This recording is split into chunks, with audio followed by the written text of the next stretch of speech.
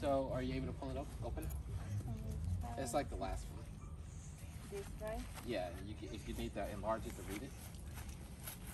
It's the same one that you sent to her. Was a getting jumped, right? Come here. She's walking away. Medusa, come on. She's laying down. Medusa's tail is down between her legs.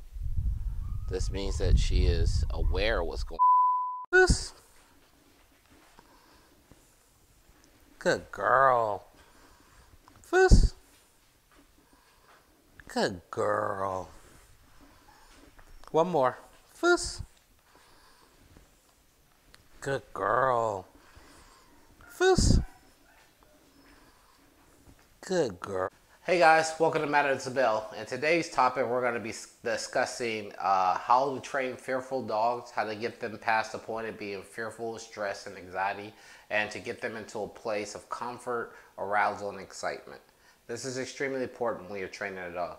If the dog is in a shutdown phase and they are unable to cope with the environment, people, or other dogs, you're going to extremely have a hard time training these dogs to do anything. So today we're going to discuss that and throw out some pointers or things you can do if your dog is experiencing this, or if you're a trainer and you're having an issue with a skittish dog. DJ turn me up, ladies get so damn. I'm a superstar, you don't even pay. And I'ma throw this money while you do it right away. Tell them how you move it, got me in the trace. DJ turn me up, ladies get so damn. I'm a superstar, you don't even pay. And I'ma throw this money while you do it right away. I'm dropping to the floor, I love the way I break out.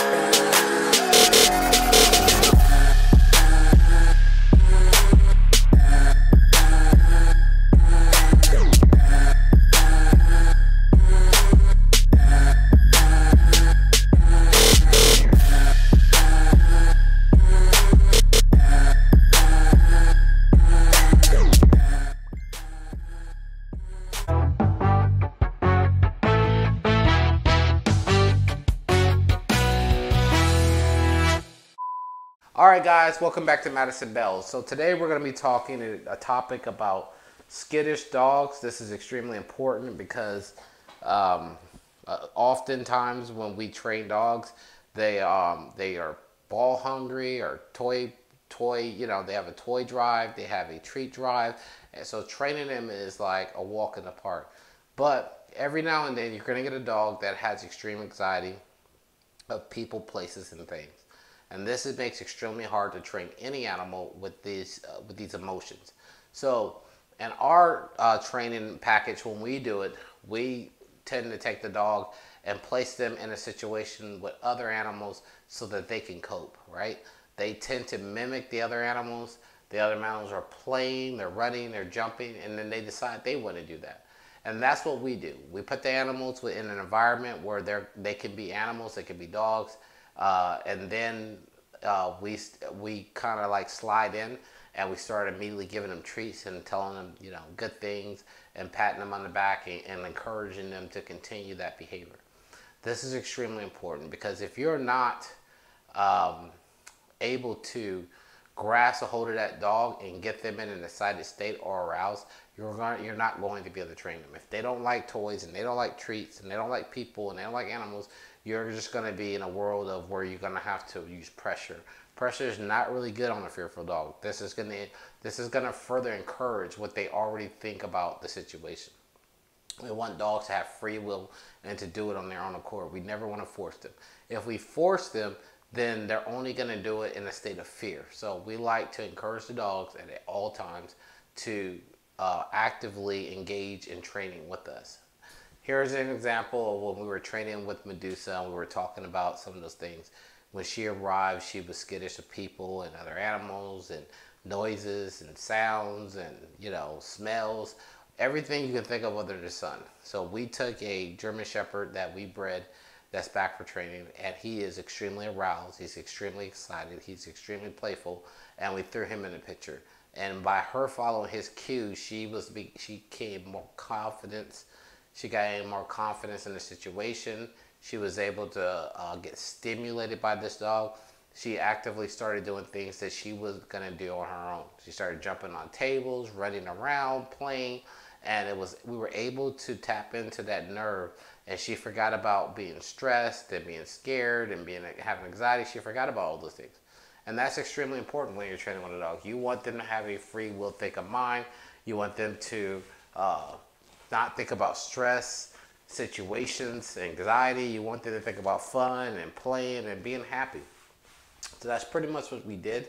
And I think we did a good job at it. We were ultimately able to get her to heal, you know, not on command, but kind of on command, just by using those tools. And we further know we'll be able to do other things with her because she's listening to us. She's tapped in with us. She's excited now. She's ready to train. And all these things make up for a good training environment, right? Not everything has to be always professional, and the dogs have to be, like in a boot camp, sometimes you have to think outside the box to get dogs to interact with you. And you have to make it fun and engaging. And once they realize that they're not going to get hurt, and things are going to be fun, and things are going to be engaging, they're going to train. And that's all we did, guys. So if you're having an issue with a dog that has extreme anxiety, that is extremely frustrating, the best thing to do early on when they're a puppy is have them engage. Have them engage with other animals. Let them see how other animals play.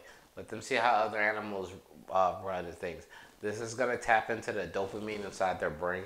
It's going to excite them, and they're going to forget about their worries. And once they forget about their worries, you can train them. So that is what we did here with Medusa. And we used Zoe and we used Rocky to tap into that dopamine to get her excited to train. And now she's training all the time, and we're having a great time. So this is behavior modification training. It's not obedience. And a lot of times people think, well, my dog chews on me, or my dog bites people, or my dog growls at people. That's obedience. It's not, guys. They're totally separate things. Behavior modification is not obedience. And then they're two separate programs. They're two separate things. Some trainers combine it. I don't. I separate it because one issue has to be addressed, right? When you address the behavior part, then you can do the obedience part. It just makes sense. If you're going around and running around in circles, you're just going to be chasing your tail. So you need to address what is wrong with the dog before you start demanding the dog to do anything. So again, guys, that's what we're doing. We're getting Medusa straight. And this is the function we do with any dog that we have to have these issues. It's great to know about these issues beforehand because we can have something set up. It changes the dog's entire training program. It also changes it for other dogs because their normal training schedule is going to be out by themselves. But now they have to assist another dog into encouraging another dog into confidence. We have to mess with their schedule as well. So it's fun to know about these things in the beginning. It also sets back training because if our timeline is 4 weeks for basic obedience, we lose a whole entire week of doing behavior modification just to get the dog to learn how to train. So when we don't know about these issues, we can't address them. And then when it all gets here, the dog will lose probably a whole week of training just to do fun things and do behavior modification so that the dog can actually do dog training. So again, if you're wondering how we did it, that's how we did it. We used the adrenaline and arousal and excitement of other dogs in a pack to push this dog along and pull her through the tunnel and get her going as well. So make sure when you pair up dogs, it's a dog that's friendly and not aggressive, because you're just going to further reinforce the negative things that she thought about other dogs or she thought about people if something bad is happening to her. So you must use dogs that are super friendly, people that are friendly, so that the dog is engaged in friendly activity. Okay? Again, guys, I'm Madison Bell. I hope this helped you out a whole lot. And we're going to put out some more videos of Medusa and the other dogs. So you guys have a good one.